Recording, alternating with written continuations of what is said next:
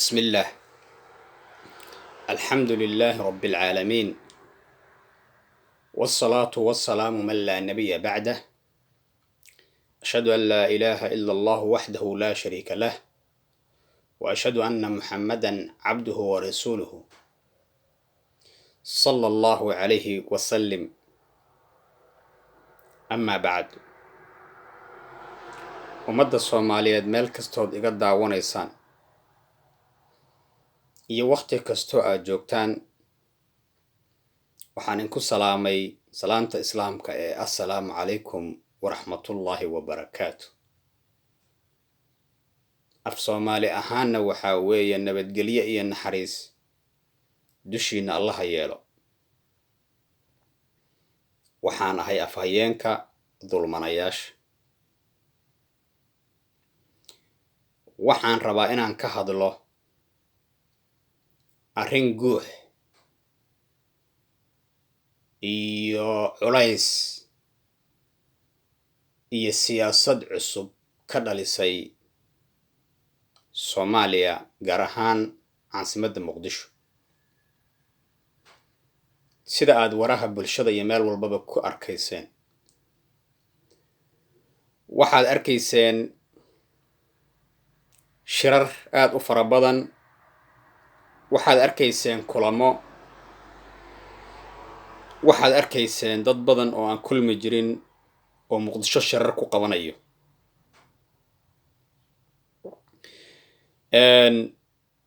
shirarkaasi waxay ku aadanaayeen oo ay la xiriireen xanibaadii dowladda dhexe ee xanibtay maalin dhoweyd madaxweynihii hore ee Soomaaliya ee dowladdii ku-meel gaarka ahayd Shariif Sheekh Axmed. isla markiiba waxaa dhashay guux aan anigu markaan qiyaasin u maleeyey meel dikaamaysay oo baxdin ay ka soo socotay oo sakiintii lagu dhuftay. waad garan kartaa meel hoos ka bog korna laga dhayayo ee la afuufayo si xanuunka looga joojiyo. markii la dilaaciyo ama nabar lagu dhufto kale say u xanuuni karto.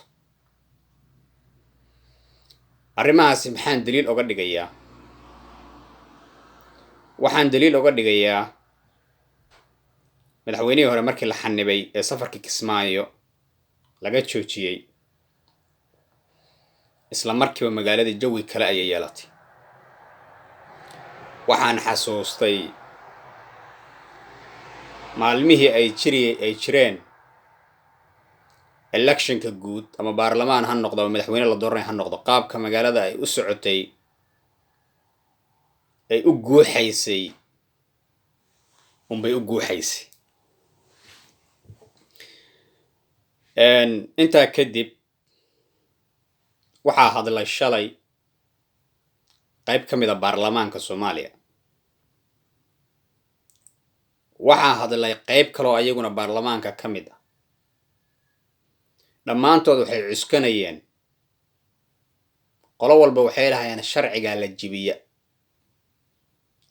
wixii noo degsanaabaa la baal mara, waa lagu tunta,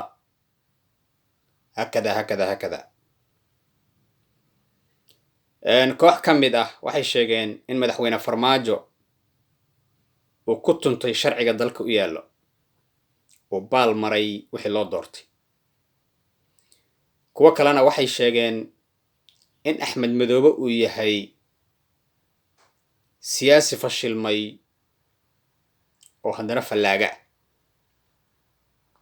dhammaantood waxay cuskanayeen buugga ay qorteen ee afka qalaad lagu yiraahdo constitution. buuggani saad la socotaan ma dhammaystirno, waa qabyo. muddo 20 sano ku dhow ayaa waxay ahayd in la dhammaystiro, weli waa la dhammaystiri waay.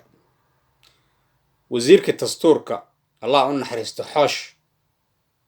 say u lahaayeen dadku war dhammaystir, war maxaa ka khaldan, tii rabbi baa u timid waa u dhintay sanadkan horaantiisa iyo kii kala dabayaaqadiisa waxayd ma garanayo eebbaha u naxariisto ninka hadda loo magacaabayna garan maayo u malaynaysa maayo in dhowaan lagu dhammaystirayo sharcigu horta waa kaa taa beddelkeeda sharciga annagu muslim baan nahay ilaahina kitaab buu noo soo dejiya wamaa aataakum arasuulu fakhuduuh wamaa nahaakum canhu fantahu wixii rasuulka sala allahu calayhi wasalam idinla yimaado qaata ayuu allah subxaanahu wa tacaala leeyahay wuxuu idinka reebayna ka hara ha yeeshee buuggaana aadamaha ayaa qortay waxaana lagu saleeyaa hadba waxa wanaagsan ee laleeyahay waddanka waa lagu hagi karaa haddii uu sharciga lahayn sharci duminayo dalka ee waxyaaba iska hor imaanayo oo khilaafsan shareecada islaamka ee dadku ay ku heshiiyaan in la ilaaliyo waa wax wanaagsan laakiin anigu waxaan la yaabay sharcigan qofba meel kala soo baxayo waxaad ogeydeen in dowlad goboleedyada ay lahaayeen sharciga baa lagu xadgudbay waa saa wahakadaa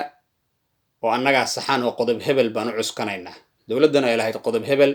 dufcaddiisa 9aad saas iyo bejkiis waxaasaan cuskanaynaa isku soo wada duuduub anu waxaan is dhahaa ilaahay kuwii ugu liitay buu na hordhigaya siyaasiyiintahay sababta garan maayo waxaase is leeyahay ninka baasatigiisa aan siyaasad shaqo ku lahayn oon awood u lahayn inuu dad hoggaamiyo ayaa waxaa laga dhigayaa hoggaamiyo waana midda sababto inuu fashilmo laga soo bilaabo dowladdii siyaad barre markii ay dhacday kadib dowladihii la dhisay dhammaan madaxweynayaashii soo maray markay ka tageen iyo markay joogeenba wa ay fashilmeen ayaan dhihi karaa wax successful soo qoray hal nine ayaan ka tilmaami karaa markii laga reebo xukuumadda hadda jirto oon weli la ogaanin resultigeeda ninkaasi wuxuu noqday oday Soomaaliyeed wuxuu noqday nabadoon wuxuu noqday nin shaatigiisa ilaalsado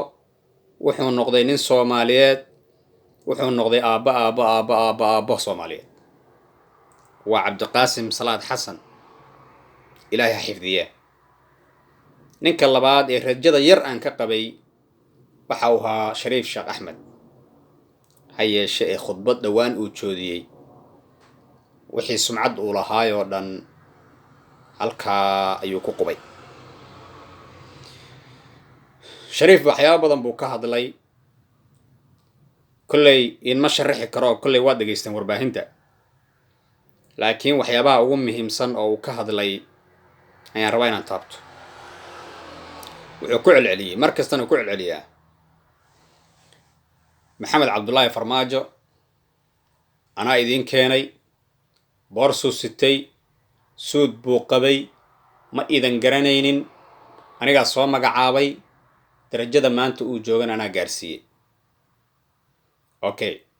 isagaa soo magacaabay waa runtii laakiin waxay ila tahay ma noqonayso arrin loogu mana sheegto nin ra'iisul wasaare adiga aad soo magacawday waa midda koowaad ee ra'iisul wasaaruhu xaq buu u leeyahay waddanka inuu jaga ka qabto xaq buu u leeyahay waddanka inuu hoggaamiyo haddii adiga aadan soo magacaabin yaa soo magacaabi lahaa haddiise la dhaho nin kaste ninkii uu soo magacaabay ee dadka baray ha ku mana sheegto dabada is haysanaysaa Sheekh Shariifba annagu maana garanay 2005 wixii ka horreeyay dad baana baray golo shuura dad baa ka fariistay asagayna doorteen ma ahayn inuu dadku ugu cilmi badnaa ma ahayn inuu siyaasi ahaa ma ahayn in uu xilligaasi ka bixi karay waxyaabaha lagu jiray oo dowlad wanaag la keeni karay ee dad unbaa aragtidooda u arkay in la doorto. farmaajona sidaas oo kale unbuu ku soo magacaabay. annihaaya waxaan leeyahay soomaalida waxay dhahdaa meesha hasha weyn ay butaamayso aaranka maxaad moodaa. nin madaxweyne soo maray oo laga rabay nabadoonnimo, oo laga rabay haykal siyaasadeed,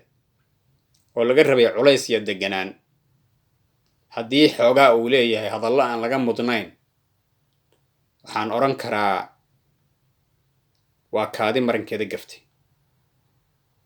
madaxweyne xasan sheekh baa hadlay, waa uu khudbeeyey, hinjabaadaa ku jiray hadalkiisa oo uu leeyahay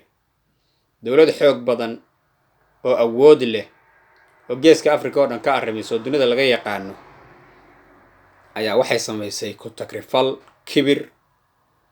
daandaasi, awood xoog badan oo dadka loo adeegsado sida maanta tan ay samaynayso kale. waxaadna la socotaan ayuu yidhi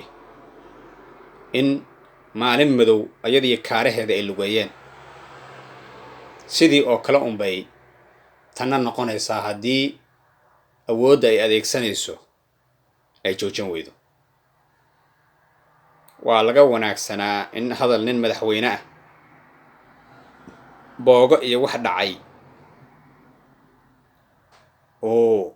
dib u faago.